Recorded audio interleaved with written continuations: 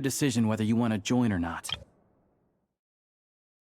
I wrote a letter to the president explaining your situation, including just the right amount of detail. His approval came very quickly.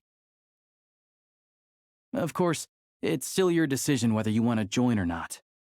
We'll respect your choice. Well, assuming Odette was telling the truth and she didn't misjudge you, I guess we don't need to worry about you blowing our cover. Still, you gave me a real fright. I didn't know that's why you came looking for me.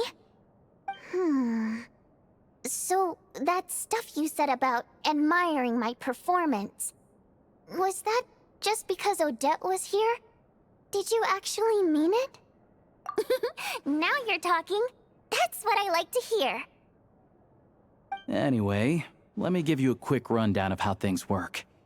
Like I said, the Rokot is a covert organization, and we hide our identities. Members typically don't meet in person or even know each other's identities. This helps us maintain a high level of independence and secrecy. Because of this, members are basically free to decide their methods without constraints, so long as the outcome of any activity doesn't violate the organization's principles. After all, we don't have any ostensible contact with each other. This way, if anything goes wrong, no one else will be implicated. Beyond the freedom to choose how you operate, it's also your choice whether to act at all. We have plenty of members who have yet to take any action. In short, joining the Rokot in and of itself won't place any restrictions on your activity in Snezhnaya. There's a code of conduct you can read if it interests you. But basically, as long as you don't plan on using your anonymity to go around doing evil, you'll be fine. I tried reading it 5 or 6 times. Never made it all the way through. Even the most lackluster script makes for more interesting reading. Great. Then I'll go grab an official application form. Be right back.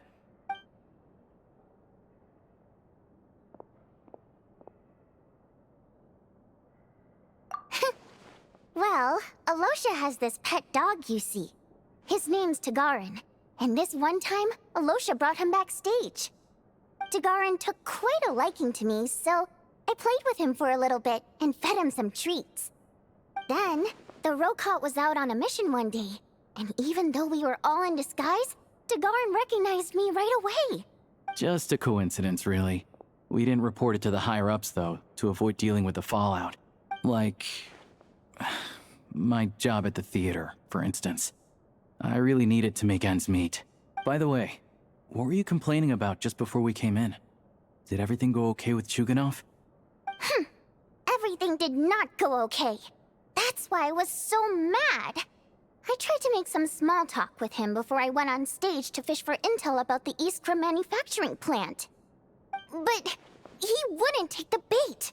No matter what I said, he kept dodging the question. And then he started complaining. He said he didn't appreciate his second-rate seat in the stalls because he usually gets a private box. I mean, what did he expect? Everyone knows that if you want a box seat, you buy a ticket well in advance. But instead, he sends me a letter the day before the show when we're practically sold out. I had to juggle things around just to get him a half-decent seat, hoping he would appreciate the gesture enough to share some information. But nope, he didn't give me anything. Yeah, meeting Chuganov in person has definitely been a disappointing experience. Oh, you probably don't know who we're talking about, do you? Chuganov was that older guy you were sitting next to today. I'm sure he didn't make a great first impression on you either. To the citizenry, he's a family man and a kind boss. But our interactions with him tell a very different story. It's one thing to ask for a favor, but he acts like it's his right. He always expects special treatment. Take the ticket situation, for instance. I've actually gotten him a private box in the past. But not only was he not even grateful, now he's acting like I've sold him short this time. Not to mention that he's never paid for a single one of his tickets.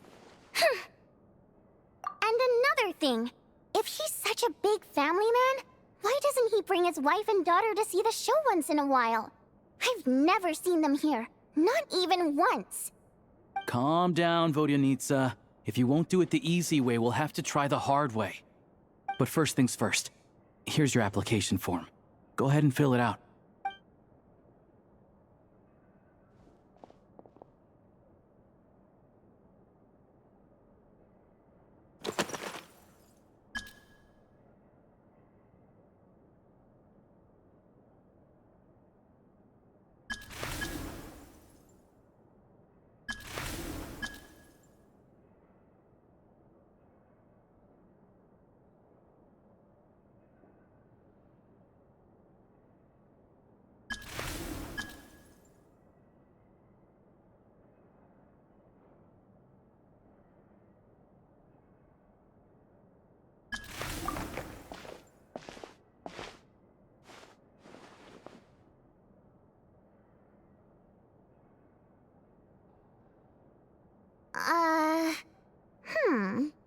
Looks like I'll need to make a few little tweaks here and there.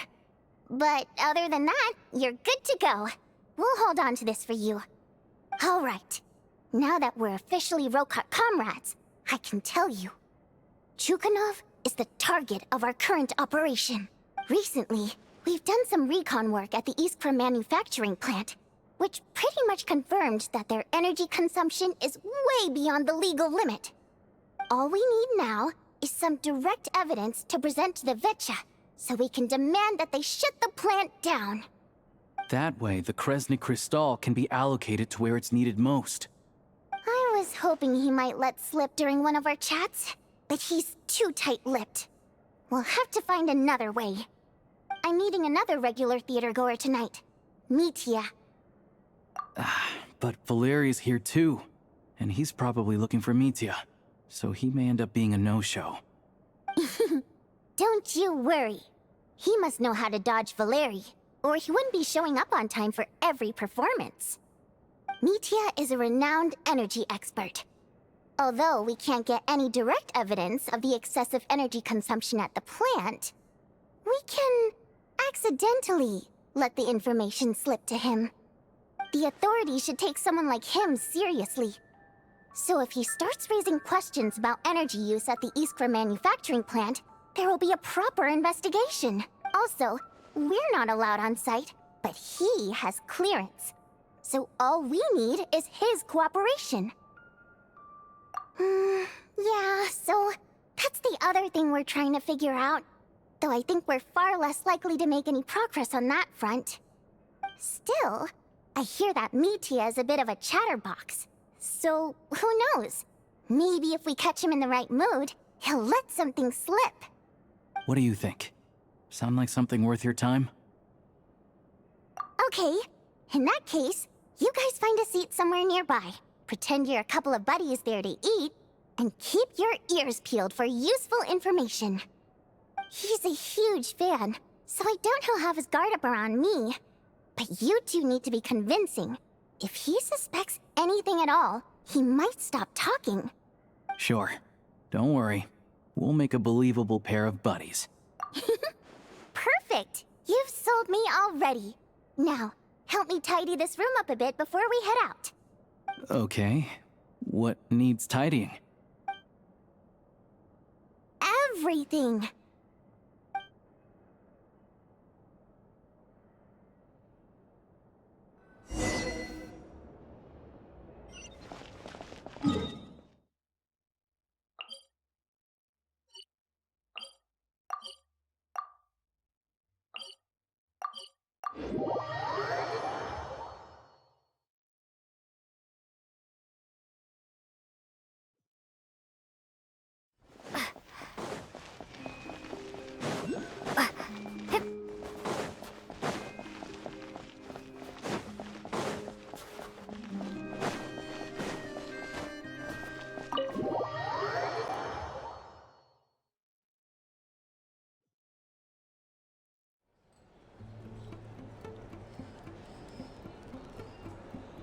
We come here often, so we shouldn't stand out.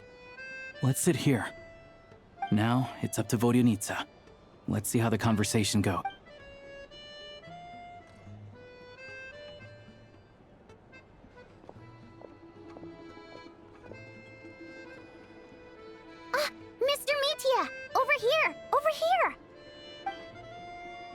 Oh, sorry. I got a little held up on my way here.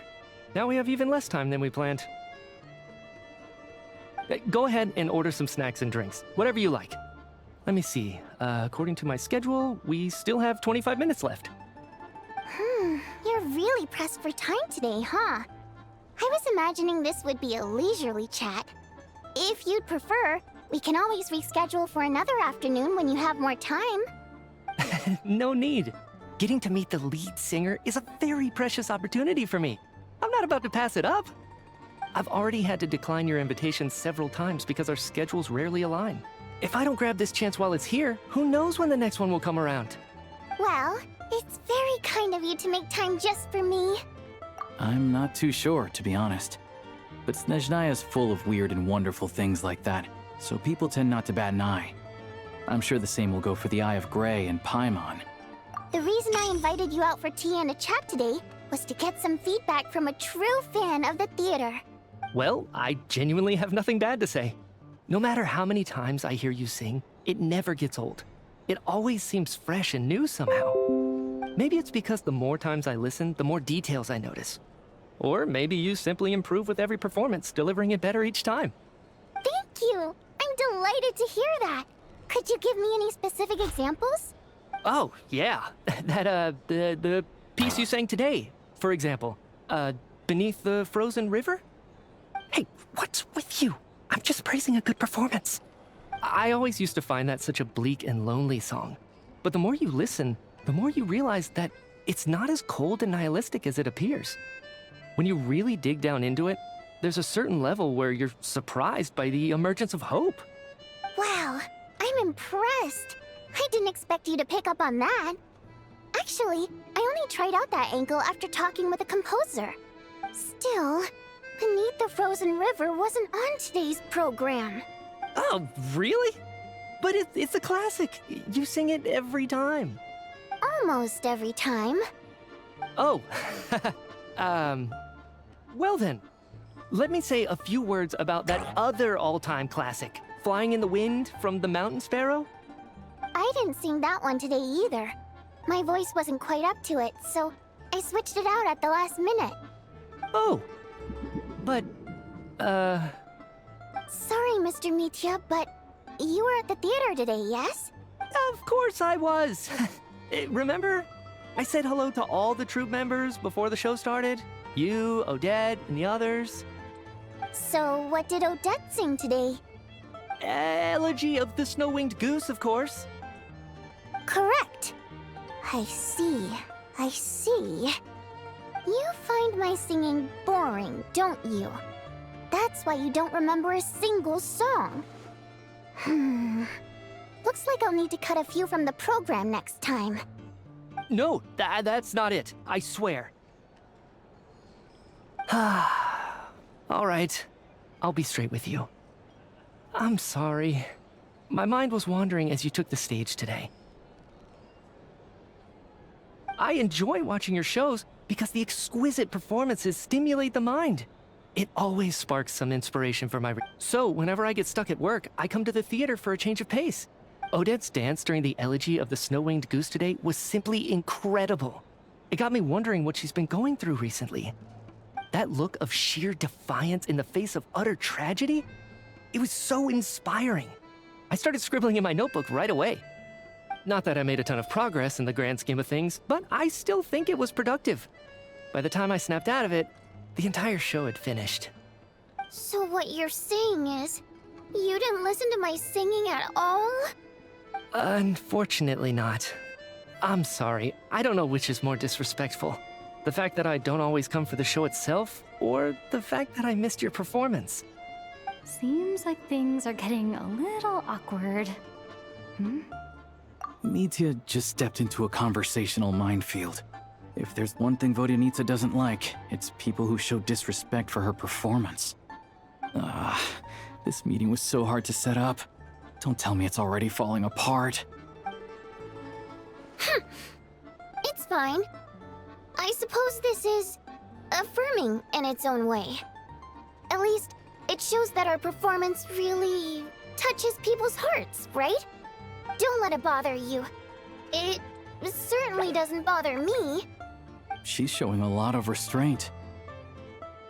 Well, I'll be sure to let Odette know how much you adored her performance.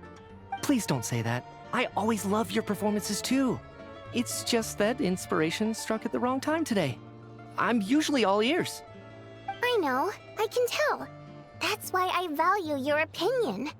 I'm sure some people can't stand it when others praise their coworkers right to their face, but not me. No, sir. Fair enough.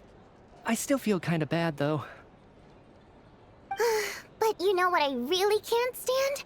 People who only show up to the theater to pretend that they're cultured. Makes me sick to my stomach. Oh yeah, 100%. There are too many of those people around. By the time they're walking out the door, they've forgotten all about the show. What's wrong? You look furious. I don't know if you've heard about the boss of the Iskra manufacturing plant. He isn't even a theater investor, but he always demands the same privileges as actual investors. Box tickets only, premium drinks, even the right to request specific songs. Well played, Vodyanitsa. Seems like she's harnessing her rage to steer the conversation back on track. Now that you mention it, I've interacted with that guy before. I gotta say, everyone holds him up as an example of a benevolent businessman, but I don't know. I don't see it. Yeah, he couldn't care less about what's happening on stage. He's just there to flaunt his social status. I hate that I have to prepare programs for guys like that. What's the big deal with that factory he runs anyway? I asked around a bit and heard some pretty shocking stories. Sounds like he's just another greedy capitalist. Oh, really? Yep, the things people are saying are pretty damning. Low wages, insanely long working hours, equipment running around the clock. And as if that's not bad enough, he also strictly forbids his employees from giving any kind of interview. Project Snezhnaya has now been extended so many times, we're at the point where crystal rations for the common folk are barely enough to survive on. Yet he even wants to get his greedy hands on them just to boost his own profits. If the rumors are true, he's in serious violation of the law. Interesting. So you've heard about it too? What? So it's really true? Who knows? I've only heard the same rumors you have. But there's no smoke without fire. The Rooster's been coming down on us hard lately, demanding that we track and trace every single batch of Crystal. My coworkers in the Department of Energy have been tearing their hair out over it. The Rooster? I didn't realize he cared that much. Yeah. Even though there are no restrictions on Crystal trading, the poor will wind up freezing to death if we let the rich buy as much as they want. That's clearly unfair. Looks like we'll need to arrange an investigation into the Iskra manufacturing plant as soon as possible. I never knew you kept up with current affairs beyond the theater, Miss Vodyanitsa. You really have a heart for the common person. Most Fae in your position have long been indifferent to the plight of humans. Well, those of us who choose to live in human cities are naturally going to pay attention to any significant upheaval. Isn't the Rooster a Fae himself? I'm just surprised to learn that even someone with as much experience as him is getting so stressed out over Project Snezhnaya. What is the end goal of this project anyway? This is it. We're finally going there. I'm sure Mitya can sense on some level that she's fishing for information. But since their conversation is so relaxed, he might just let something slip. It's stressing me out too. If I'd only made better progress with my research, things wouldn't have dragged on this long. Oh, so your work is related to Project Snezhnaya? That's right. The Armory Palace needs a brand new energy source. Not the power of the Light Realm, and not elemental energy. Right now, the only thing that meets the requirements is the power contained within stellar linchpins. But harnessing that power is costly. Each step of the process requires enormous amounts of Kresnet crystal, from extraction to quantification to attempts at conversion. Progress has been painfully slow, and the team is getting burned out as time goes by. Sometimes, I see people staring into space as if in a trance. Could it be that this new energy source has side effects? No, it doesn't affect us, because the energy is used for... Okay, okay, I got it. Stop choking me. Sorry, I can't talk about that. I think we're all just exhausted. We've been working ourselves to the bone for so long with so little progress to show for it. It's no wonder people are struggling to stay motivated. Seems like I owe you an apology. I shouldn't have gotten so mad at you for not paying attention during the show. Don't worry about it. I count myself lucky, to be honest. I don't envy the people who work closely with the Tsaritsa herself. I'd much rather be in my current position. At least I don't have to shoulder any major responsibilities. So they're trying to develop a completely new kind of energy. Yeah, censored by a scarf. Who would have thought? Oh, dear. It looks like my time is up. I'm afraid I have to leave. I'm so sorry. We ended up barely talking about the theater. That's okay. It was a pleasure chatting with you, really. Let's make up for it next time. Yeah, hopefully once the work pressure eases up a little, I'll be able to focus more on the performance, and then we'll have more to discuss. We touched on some confidential issues today. I'd be grateful if you could keep it between us. That could have gone worse. Nice job. Why was Mitya in such a hurry to leave, though? Sorry, routine inspection.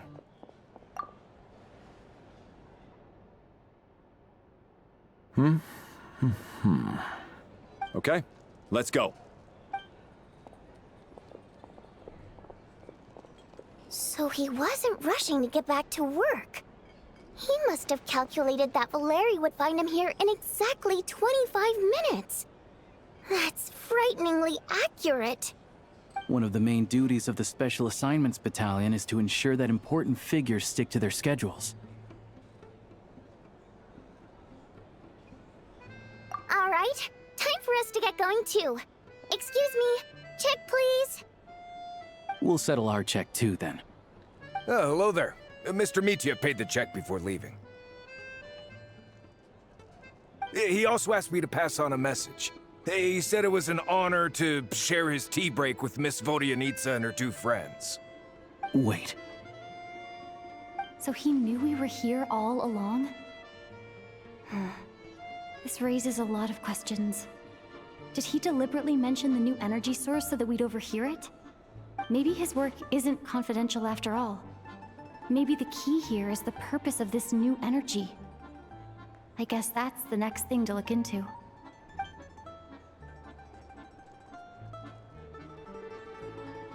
Vodyanitsa and Alosha have both left. Time to head back and call it a day.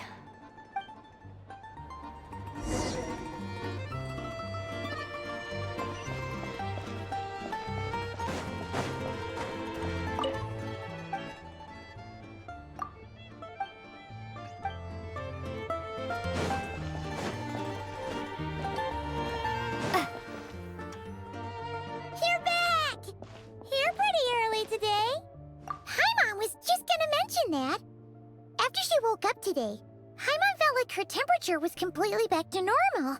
But her strength still hasn't returned. Still, there's some good news. Paimon thinks she might have figured out the source of the problem. It's like there's some kind of mysterious power affecting Paimon. Paimon's never felt this way before during any of her travels.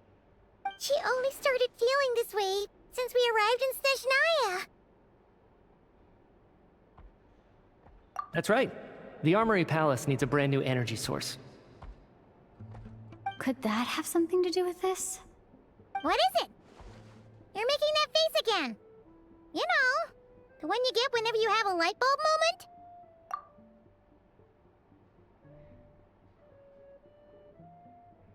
So, they're trying to develop a new energy source here? And you think that might be why Paimon's feeling unwell? Well, Mitya denied that the energy they're researching has any side effects. Although, He did say that people working on the project have been having issues with their concentration and short-term memory. But even so, those are completely different symptoms from Paimon's. It's pretty faint, so it's kind of hard to tell. But if anything, it seems like it's coming from roughly the same direction as the Armory Palace. Sure, Paimon's with you there. But how, though? The Rokat only has a limited amount of intel. Oh, great point! They argue about Project Snezhnaya every day.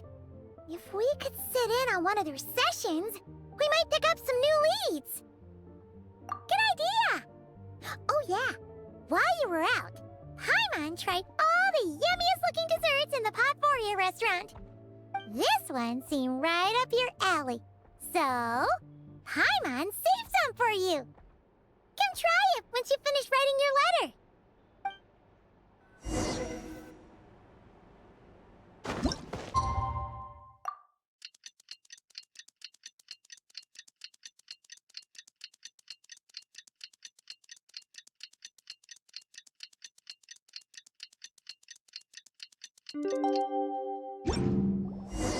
Alosha replied. He says that we won't be able to speak at the Vetcha, but he can arrange for us to attend as visitors. Time to get ready. Then head to the Snezhnaya Vetcha.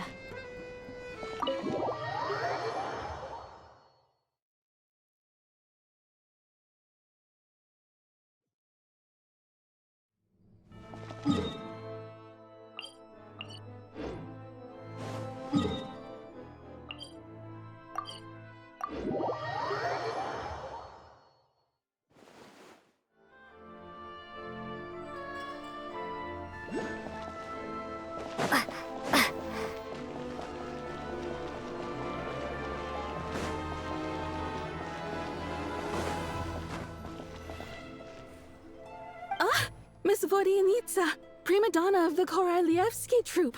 What a surprise meeting you here. Will you be sitting in on a session of the Vetcha?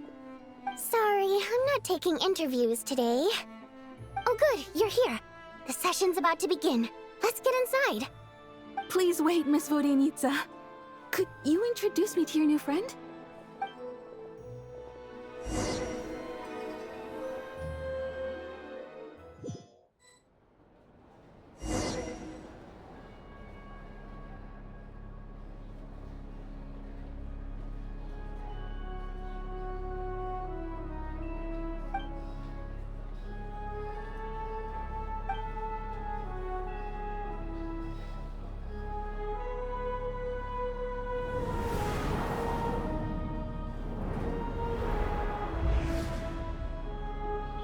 In summary, the energy management commitments made for the outgoing period have been delivered upon. Furthermore, both the production and consumption of Kresnik Crystal show clear signs of stabilizing. The relevant agencies have assessed the present circumstances and determined that the status quo can be sustained until the next period. For detailed statistics, I would refer you to the industry reports that have been distributed to all persons present. It should also be noted that while the recent blizzards have led to a significant increase in people's energy expenses, this is strictly a short-term phenomenon associated with a remotely located monster. Her Majesty the Tsaritsa is giving her full attention to this matter. We should have every confidence that it will be dealt with swiftly and conclusively. A financial report on disaster relief is also present in this report, courtesy of Pantalone. They cover the same old ground every single time. The rooster never seems to mind, but everyone else is getting tired of it. There's a general lack of trust. People aren't seeing any tangible benefits that affect them directly. Of course, none of that will be reflected in any of the reports on the table. Yeah, if it weren't for these hard copy documents, I could have at least made something up. Oh, don't mind me. I'm just out here trying to hit my interview quotas. Bring out the kvass. Ever read it? Best-selling newspaper in town. If I remember correctly, you guys don't even have a sales permit. You have to sell from stalls on the street. Okay then, best-selling street stall newspaper in town. Still counts.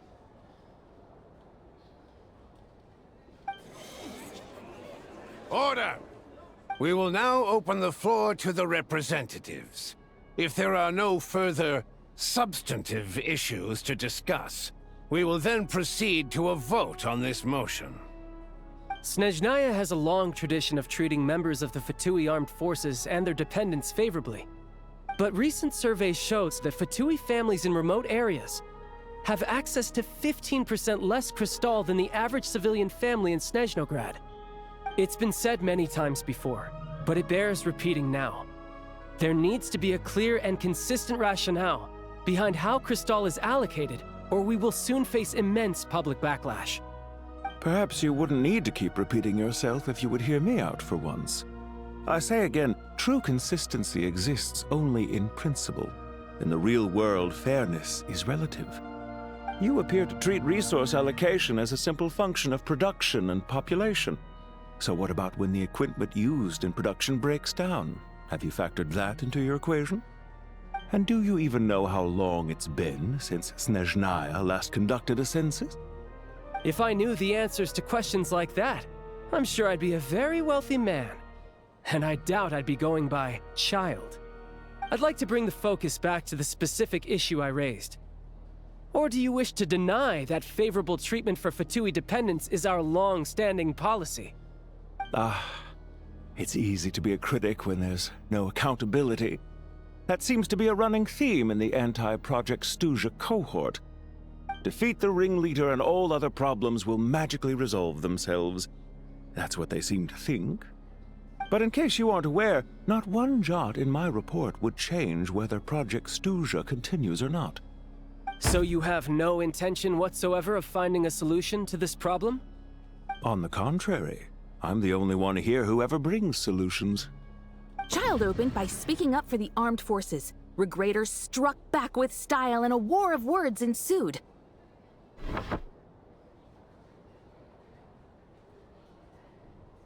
Our reporter was live on the scene to get the audience's reaction as it all unfolded. Who do you support? The people have spoken! Child received raucous applause from the crowd as he pushed Regrator onto his back foot with a relentless barrage of questions. It had to be seen to be believed. Now you see why they don't have a sales permit. However this reporter wants to spin things, I haven't forgotten that Tartaglia was representing the Northland Bank when we first met in Liyue. So, surely their relationship can't always have been this strained. You two are getting off topic. Let's focus on what the data is saying. Mr. Pantalone, may I speak on your behalf? Oh, please do. I'm more than happy to save my breath. Crystal distribution policy undergoes modifications with each new period. The ultimate goal being to find the most reasonable method of allocation, which I believe is what Mr. Tartaglia also seeks. But I fear many may have been misled on this topic by extremist activists. To clarify, Project Stuzha is not the root cause of the problem. It is merely a framework for resource distribution. The most recent reports all point to Snezhnaya's resilience and adaptability during this period of fine-tuning, and give clear indications that a distribution framework is improving with each iteration. To make drastic adjustments without first considering the risks would likely do more harm than good. It would be a waste of the hard-won experience we've gained to date. Renowned scholar of finance, Arapov spoke up to clarify the fiscal logic, clearly alluding to social organizations like the Rokot in his words. With the notorious Lelek still active to this day, should the Rokot be held responsible? No, there is someone else to blame. She's just rephrasing what Mr. Pantalone said. The Rokot are the critics he accuses of taking no responsibility for their actions. As for Lelek, you won't have heard of him yet. He's currently the most famous member of the Rokot. Well, more like infamous. Ending Project Stuzha has become an obsession for him. Unlike the more decent ones among us, he believes that votes in the Vetcha are all that matter. So whether it's threats, coercion, or bribery, he'll use whatever means necessary to get people to change their vote. And since we're already on the subject, what do you think of Lelek's methods? Are you for or against?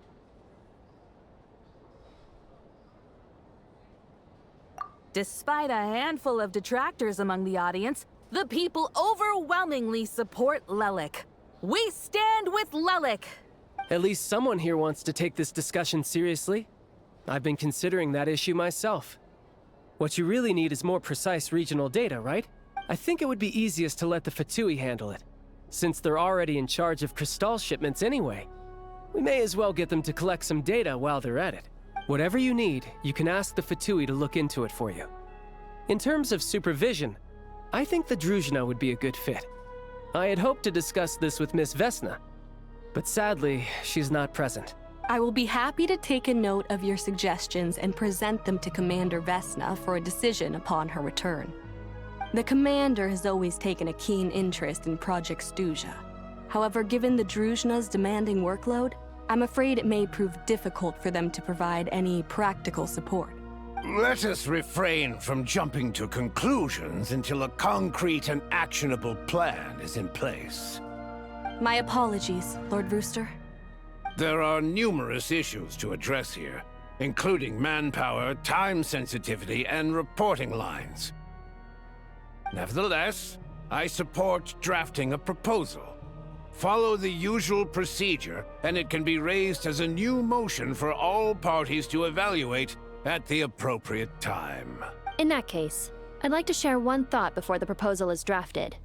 The issue of time sensitivity was raised just now, which I presume relates to the official reports. In fact, the Energy Commission already collects regular statistics on each urban center and its surrounding area. Would these be of any use? That's a good idea. I read every issue of Svietlo Lydovka's report, and although my focus is mostly on the section about equipment operation, the energy consumption statistics also yield a lot of insights. Be that as it may, does no one see an issue with using local data to determine Crystal quotas? In the long term, it seems like a very risky solution. Not if they are used purely for reference. So long as we have the report from the Northland Bank's headquarters to corroborate it, no one will be able to fool me. Very well then. It appears that this arrangement is acceptable to all parties. Yeah, sounds good to me.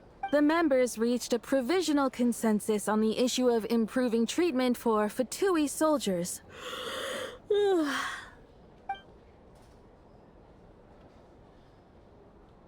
Today, the prima donna of the Korailievsky troupe attended a session of the Snezhnograd Vetcha in the company of a most charming young lady. The question on all our minds is, what is the true nature of their relationship? Write anything like that again, and I'm revoking your permission to interview the troupe. Got it?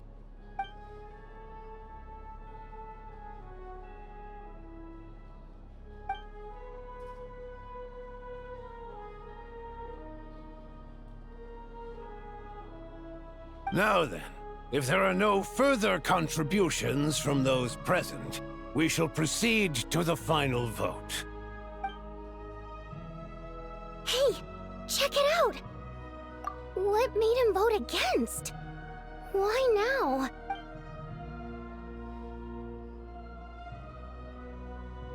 The votes have been tallied.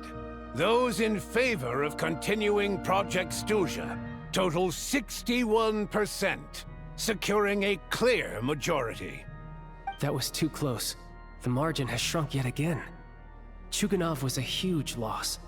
I'll bet Lelek is behind this. I wonder how Pulcinella will respond this time. Chuganov. I see. Lelek strikes again. Yes, go Lelek. Once Project Stuzha is defeated, our unwavering support at Bring Out the Kvass will finally pay off when we make our comeback. I can taste our victory already! In accordance with the result of this vote, Project Stuzha will remain in effect until the next Vecha period. Finally, may I remind us all, we debate only for the greater glory and solidarity of our nation. May the aurora shine ever on, and the tundra always stand firm. The session is concluded.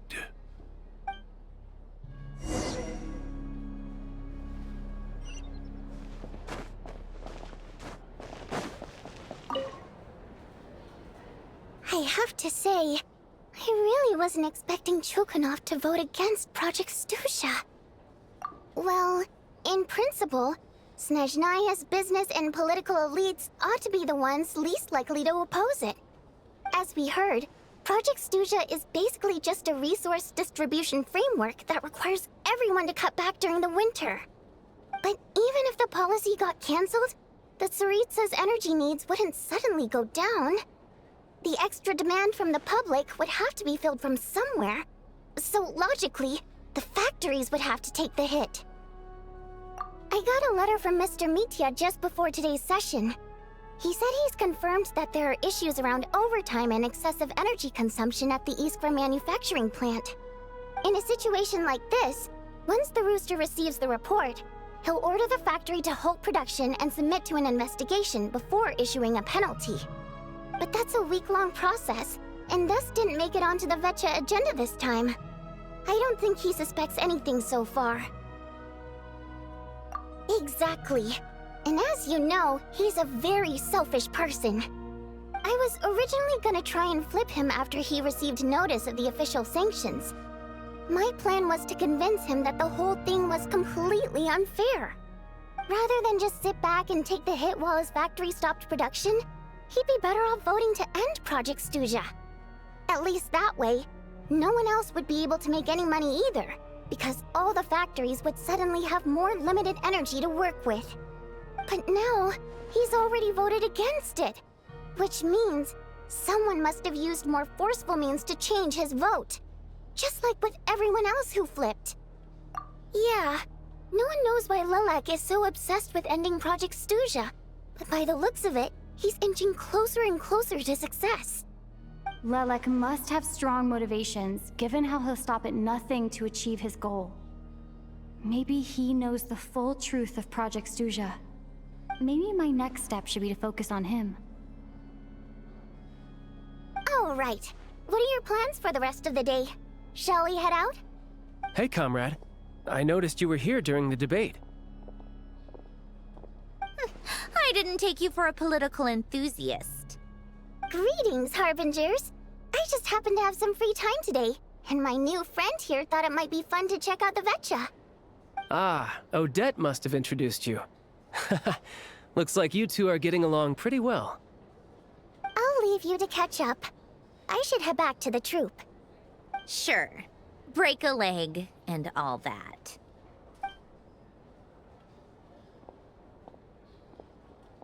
Thought it might be fun to check out the Vecha, did you? Things are never that simple with you, Traveler. There's no way you're here for kicks and giggles. Tell me I'm wrong. Oh, yeah. To some, he's a captivating enigma. To others, he's the bane of their existence. No one ever thought that some anonymous nobody from the Rokot could cause such a stir. Huh? You want to look into Lelik? Then I'm sure his days of anonymity are numbered. What do you think, Sandrone? Fine by me, I guess.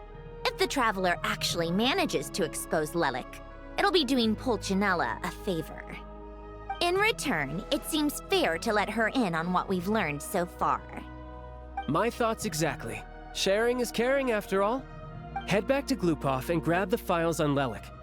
It's easier to just pull the records than go through the rigmarole of getting the Traveler a visitor's permit.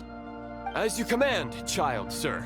In that case, since we're going to be waiting anyway, I'll have someone brew a pot of black tea.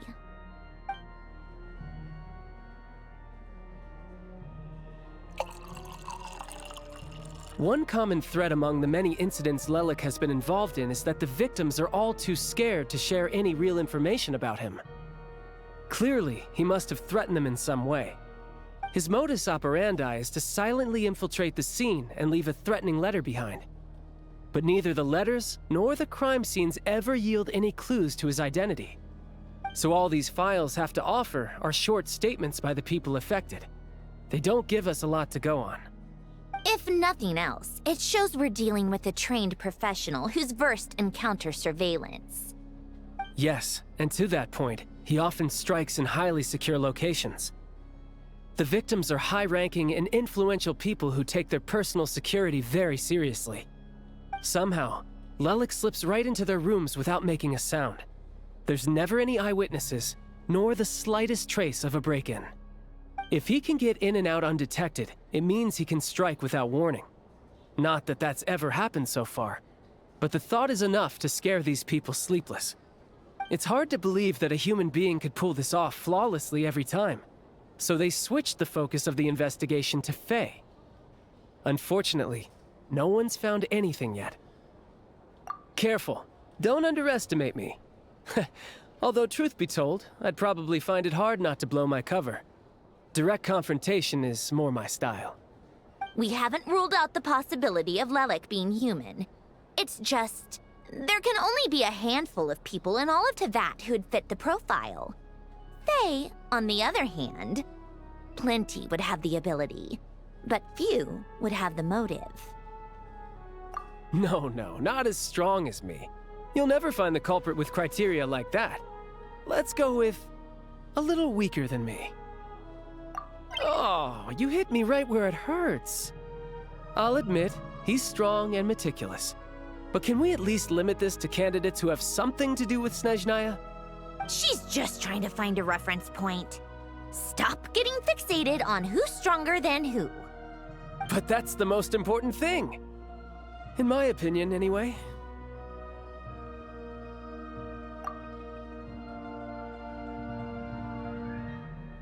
Odette? Yeah, that seems about right. Her skills are solid, and she's always calm under pressure. Except she's Fatui, so the likelihood of her working against us is pretty low. But yeah, much more accurate than your previous example, at least. No, wait a moment. Maybe we should interrogate that assumption. What do you mean? Which assumption? Her Fatui identity doesn't necessarily exonerate her. And when you think about it, the Rokot would be precisely what she needs to conceal her identity. Plus, she wouldn't need to be such a pro at covering her tracks. She'd already know where the Fatui will be and when, so she could choose the perfect time to act. Oh, yikes. I was just thinking out loud. Why is this starting to sound like such a convincing theory? Still, what reason could Odette possibly have for trying to call off Project Snezhnaya? Arlecchino would be the best person to ask. She knows Odette best. Unfortunately, she isn't back yet. Rosaline used to open up to her in private about her struggles with Odette. As I'm sure you can imagine, Arlecchino is quite a lot better with children than Rosaline was. She gave her some tips on how to handle the situation, and Rosaline managed to reach a settlement with Odette before leaving. So I suppose there were at least no lifelong regrets left behind. Beyond that, I don't know the details about that side of things. But I do know that Odette definitely has a motive to hold a grudge against Project Snezhnaya. The reason being, her father passed away during the early stages of the project. That was back before it had been named Project Snezhnaya, when things were still being worked out.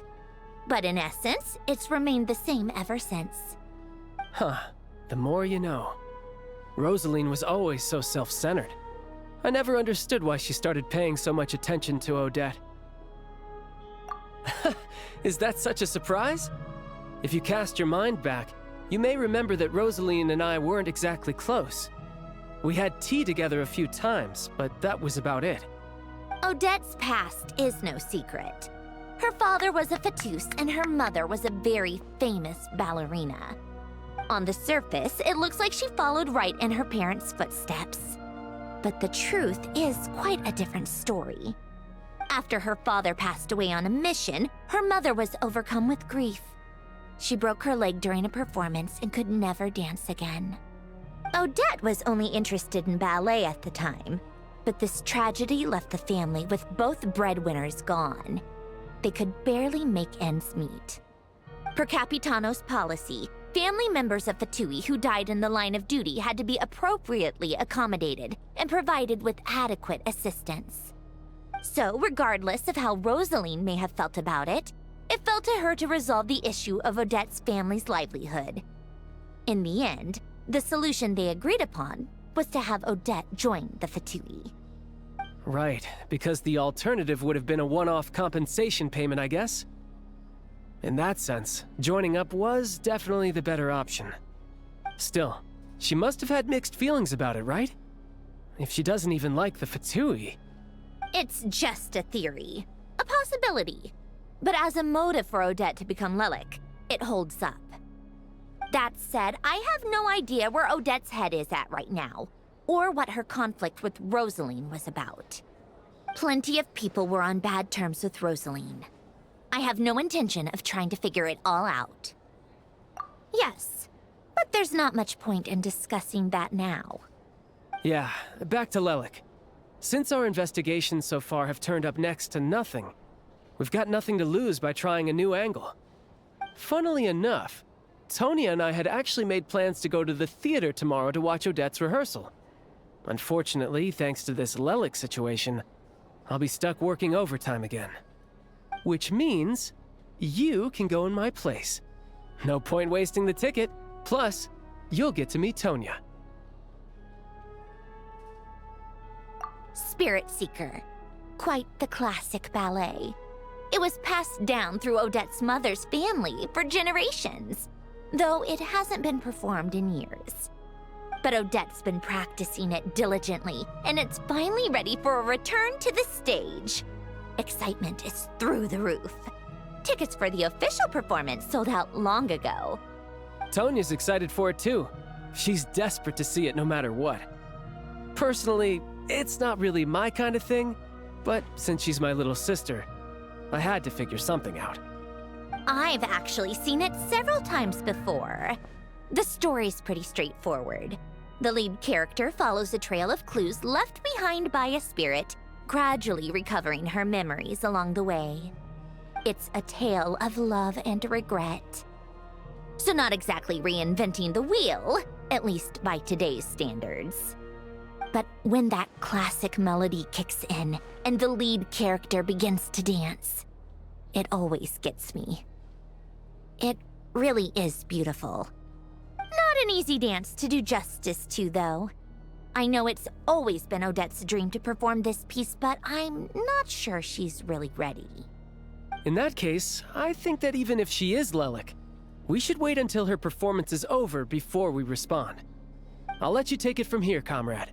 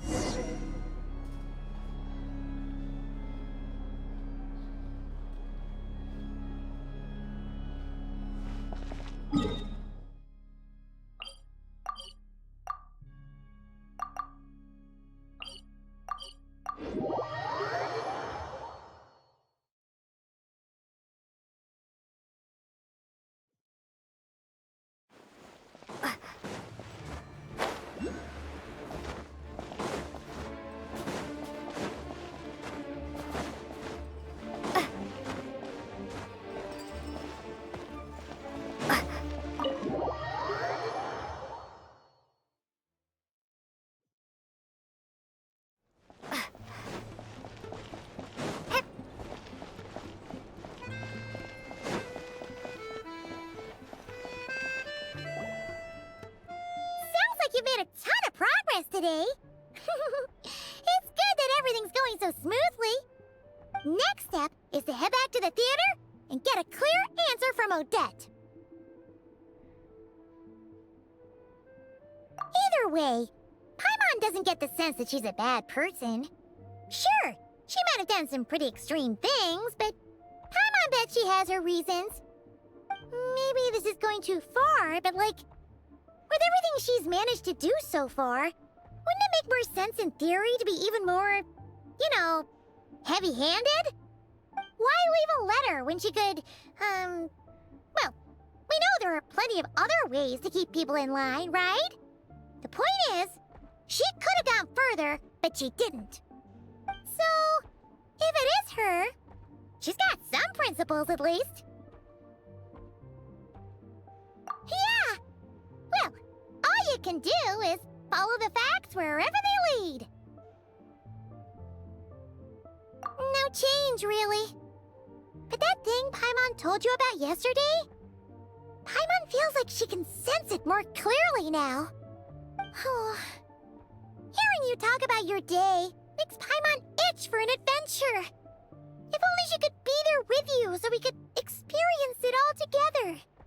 Yeah, I wish you could be there too. I'm not used to adventuring alone. But don't worry, we'll get to the bottom of this. Guess it's just one of those things. Never mind. Paimon will behave herself and keep resting.